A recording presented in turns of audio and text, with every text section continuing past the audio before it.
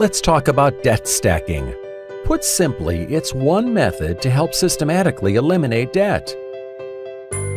First, make a list of all your loans and revolving debt, as well as their interest rates and monthly minimum payments.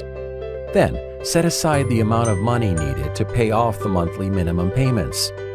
You then use any extra money to pay more toward the debt with the highest interest rate until it's paid off. As each debt is paid off, the money used to pay for that debt becomes the extra money applied to the debt with the next highest interest rate. Continue the system until you are debt-free. Let's look at an example. James has 4 credit cards with high interest rates, and he wants to pay them all off. Following is each debt, their interest rate, and required minimum payments. He sets aside $349 to pay the monthly minimum payment and applies any extra money he can to debt 3 because it has the highest interest rate.